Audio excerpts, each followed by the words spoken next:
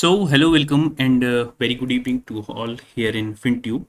This is the weekly analysis program. Here we will be discussing all the price actions, all the this macro and microeconomic or macro and micro price levels on the global stock market, even on our domestic stock market.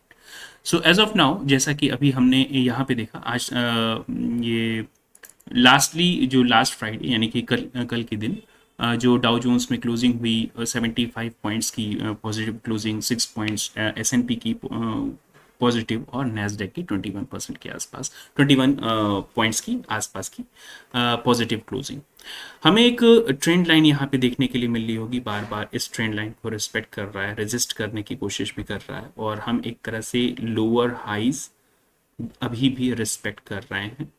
और ये जो lower लोज हैं, जिसको हम lower लोज कह सकते हैं, just give me 1 minute, कि जो लोअर लोज हैं अभी, अब अगर ये नया लोअर लो बनाना शुरू करेगा मार्केट ना, तो फिर यहाँ पे इन्हीं लेवल के आसपास कंसोलिडेट करेगा, between this level to this level. ये इसी लेवल के आसपास कंसोलिडेशन में जाने वाला है आने वाले समय में। जब तक कोई हमें एक डिसाइसिव प्राइस मूव नहीं मिलता है, price is going to consolidate between in between this range, right. तो हमें एक तरह से कंसोलिडेटेड मार्केट ही देखने के लिए मिलेगा, जहां तक कि मेरा मानना है। वीकली बेसिस पे भी अगर आप देखेंगे तो ये आपको एक कंसोलिडेटेड मार्केट ही दिखाई देगा। बहुत ज़्यादा प्राइस एक्शन की एक्सपेक्टेशन रखना अभी के लिए उचित नहीं होगा। एस&पी के प्राइस एक्शन पे भी अगर आप नज़र डालेंगे तो वीकली टाइम फ्रेम पे और डेली टाइम फ्रेम पे भी यहाँ पे एक इन्वर्टेड हेड एंड शोल्डर हमने पिछले वीक ही ड्रॉ करके रखा था। पहले भी डिस्कस किया है कि जब तक इस लेवल के नीचे हम ब्रेकडाउन नहीं देंगे किसी भी तरीके का मार्केट में डाउन मोमेंटम, और इन लेवल्स के ऊपर जब तक हम क्लोज नहीं करते हैं, किसी भी तरीके के अपर मोमेंटम हमें देखने के लिए नहीं मिलेगा। तो अभी भी हम कंसोलिडेट कर रहे हैं, इन्हीं लेवल्स के आसपास कंसोलिडेट कर रहे हैं। जब तक देखिए किसी भी तरह का डिसाइसिव प्राइस एक्शन हमें अगर देखने के लिए मिलेगा तो इन्हीं लेवल्स के आसपास देखने के लिए मिलेगा, अदरवाइज ये कंसोलिडेशन में ही बीतेगा ज़्यादातर time, right. Now moving for Nasdaq.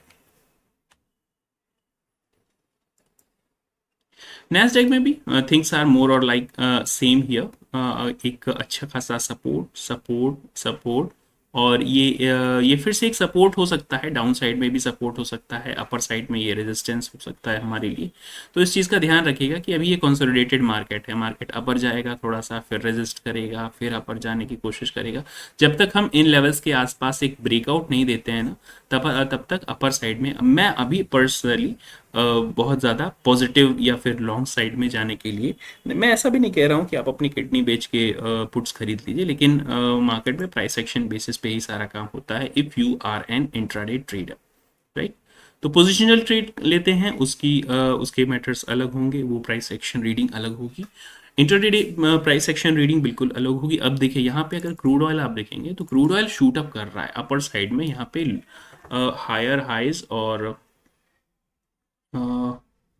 यहाँ पे this high is lower than this high, so every new high is getting higher than its previous, so it is making a higher high and higher lows। तो हर लोज अब नए यहाँ पे थोड़ा सा breach किया है, लेकिन बहुत ज़्यादा यहाँ पे इम्पैक्ट आपको नहीं देखने को मिला होगा, क्योंकि इस हाई ने इसको फिर से सपोर्ट किया।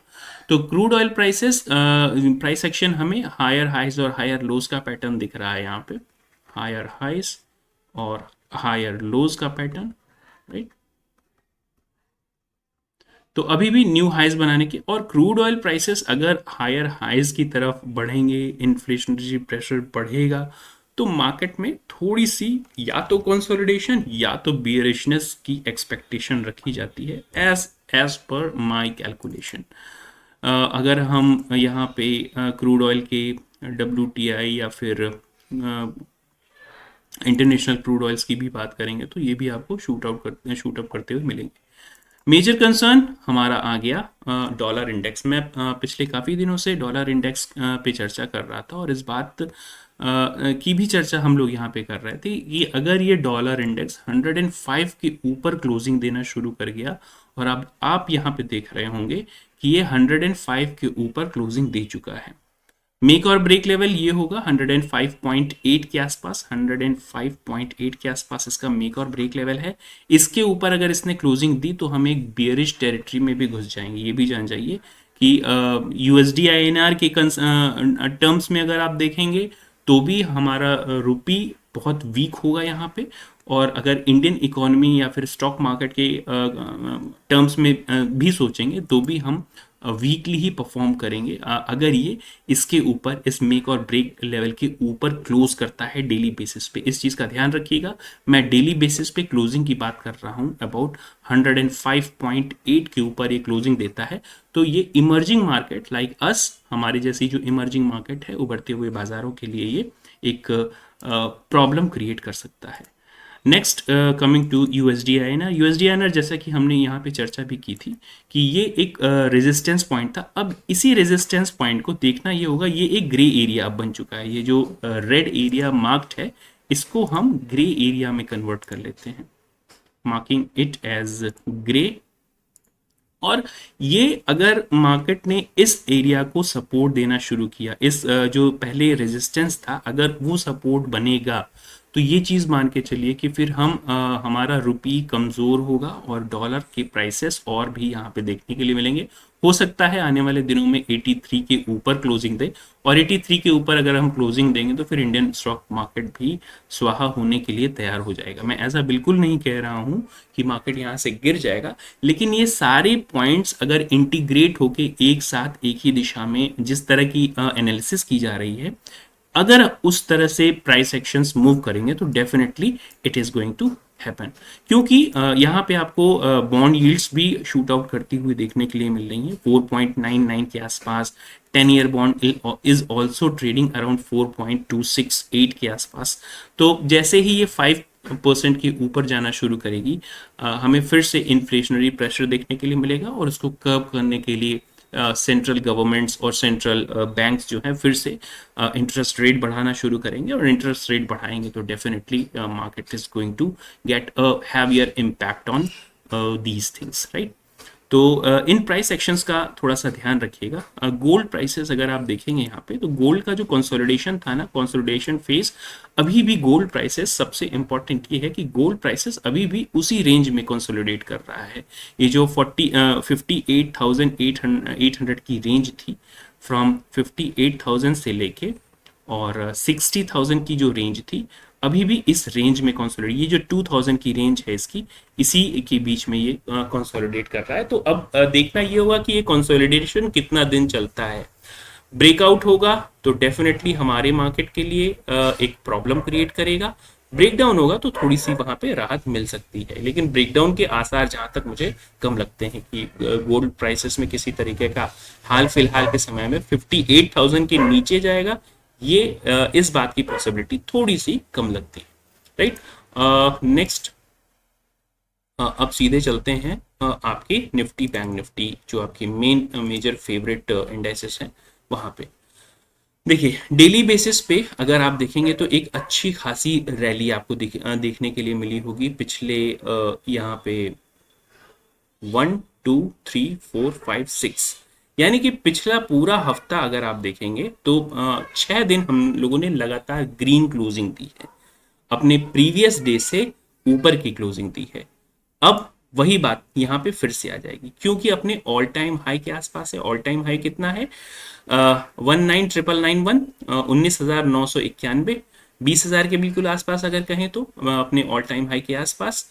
तो यहाँ पे मार्केट का consolidation, resistance zone, consolidation, resistance zone, ये सब बहुत ज्यादा प्रीवेल करेंगे। या तो मार्केट इन्हीं लेवल के आसपास कंसोलिडेट करेगा या तो रेजिस्ट करके ये नीचे आने की कोशिश करेगा, जैसा कि प्राइस एक्शन भी हमें दिखा रहा है। तो हमें सिर्फ वेट एंड वॉच मोड में रहना है कि मार्केट किस तरफ मूव करेगा, राइट। तो अभी के लिए अगर यहाँ पे प्राइस एक्शन बेसिस पे आप सपोर्ट और रेजिस्टेंस फाइंड आउट करने की कोशिश करेंगे तो these are going to be the immediate, just give me 1 minute, these are going to be the immediate resistance point as of now, just give me 1 minute। yes, this is going to be the resistance point, or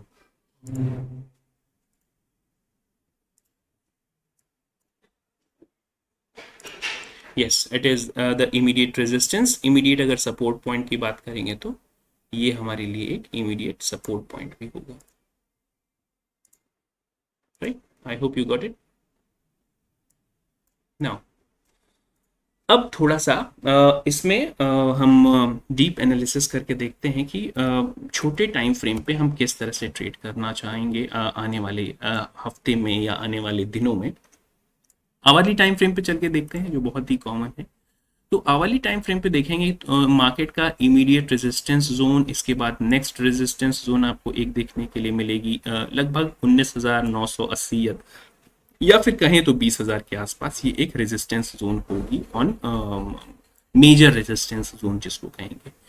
market in level के आसपास या फिर 19,900 के आसपास भी, मैं यहाँ पे एक पॉइंट और मार्क कर दूंगा, 19,900 पॉइंट तक अगर ये रीबाउंड करके या फिर रीटेस्ट करना चाहे तो ऊपर जाके फिर डाउन साइड में अगर ये ट्रेड करता है तो फिर हमारे पास जो सपोर्ट जोन बनेगी 19,700 की जोन, ये एक अच्छे खासे सपोर्ट की तरह काम करेगी। बहुत अच्छा खासा सपोर्ट है, इस चीज का ध्यान रखिएगा। इस लेवल को अगर मार्केट ब्रेक करता है तो 100 पॉइंट्स की सपोर्ट लेवल हमें बहुत ही क्लियर कट देखने के लिए मिल रही है। ये सारे लेवल्स जो पहले रेजिस्टेंस पॉइंट का काम कर रहे थे, अब वापस सपोर्ट का काम करना शुरू करेंगे अगर हमने ये 19,700 की रेंज को ब्रीच करना शुरू किया। तो ये इसको हम मार्क कर लेते हैं as a good support range या फिर as a major support range as of now. तो 19,600 की जो रेंज है इसको हमने मार्क कर लिया as a good support range, right? So ये हो गया आपका इंट्राडे बेसिस पे निफ्टी के प्राइस एक्शन के बेसिस पे अगर सपोर्ट और रेजिस्टेंस की बात करेंगे। अब चलते हैं बैंक निफ्टी के चार्ट पे और देखते हैं कि how this bank Nifty charts look like here as of now. सबसे पहले डेली टाइम फ्रेम पे चलेंगे और डेली टाइम फ्रेम पे देखेंगे या फिर वीकली टाइम फ्रेम पे देखेंगे आप कि पिछले 3 हफ्तों से हमने एक ग्रीन या फिर पॉजिटिव क्लोजिंग दी है वीकली बेसिस पे। और अगर डेली टाइम फ्रेम पे भी देखेंगे तो लगभग 2 दिनों की ग्रीन क्लोजिंग और बाकी टाइम कंसोलिडेशन में गुजारा है। अगर ये कहा जाए तो ये एक कंसोलिडेशन फेज था मार्केट के लिए। 44,000 से लेके 45,000 यानी कि लगभग 45,100 यानी कि लगभग 1,200 पॉइंट की ये रेंज इसकी, और पिछले कितने दिनों तक ये कंसोलिडेशन चला है अब आप ये भी देख लीजिए। यहाँ इसको अगर हम मार्केट को गेज करते हैं तो from this point two this point this is bar 25 bars. 25 bars मतलब 25 डेज। तो पिछले एक महीने से या 25 दिनों से अगर हम कहें तो ये इसी 1,200 पॉइंट की रेंज में बैंक निफ्टी ट्रेड कर रही है। यानी पिछले एक महीने, लगभग पिछले एक महीने से 25 दिनों से ये 1,200 पॉइंट के आसपास ही ट्रेड कर रही है। Market need a breakout for a momentum trade.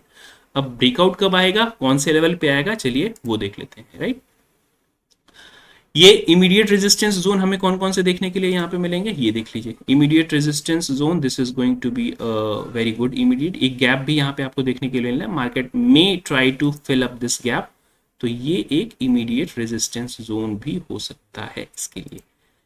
तो इसको हम मार्क कर लेते हैं as red, immediate resistance zone.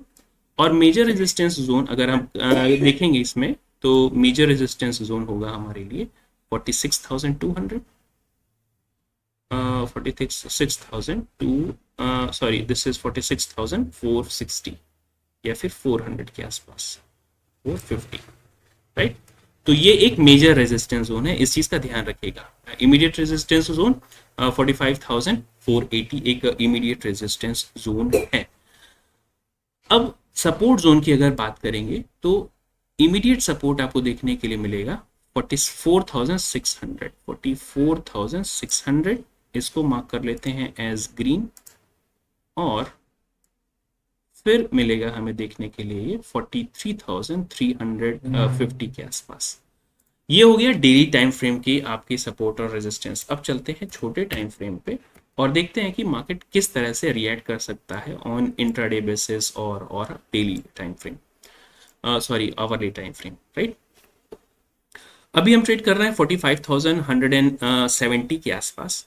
Immediate resistance zone आपको साफ साफ देखने के लिए मिल रही होगी यहाँ पे 45,500 के आसपास की रेंज, यानी कि यहाँ से करीब लगभग 350 पॉइंट ऊपर 350 या 400 पॉइंट के आसपास एक रेजिस्टेंस जोन मिलेगी। मार्केट इस पॉइंट को हो सकता है कि रिटेस्ट करने के लिए आए, एक बार के लिए रिटेस्ट करने के लिए आए। इस पॉइंट पे किसी तरीके का अगर सस्टेनेबिलिटी मिलेगी हमें, तो मार्केट जिगजैग पैटर्न में अपर साइड ट्रेड कर सकता है। लेकिन अगर इस प्राइस पॉइंट पे आके मार्केट रेजिस्ट करना शुरू करता है और नीचे की तरफ जिगजैग पैटर्न में ट्रेड करेगा, तो फिर से अपने प्रीवियस जो पहले रेजिस्टेंस पॉइंट्स जो बन रहे थे, लाइक दिस वन, ये जितने भी प्रीवियस पॉइंट्स रेजिस्टेंस पॉइंट बन रहे थे, अब इसके लिए सपोर्ट की तरह काम करेंगे।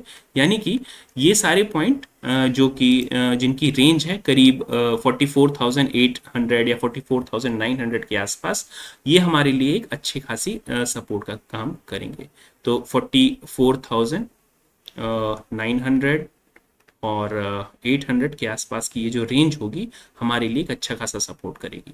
लेकिन अगर किसी तरीके से मार्केट इस रेंज को भी ब्रीच करती है और यहाँ पे भी नहीं टिकती है, तो 44,250 या 270 की जो रेंज होगी, 44,270 से लेके 44,300 की जो रेंज होगी, ये हमारे लिए फिर एक अच्छे खासे टारगेट और सपोर्ट का भी काम करेगी।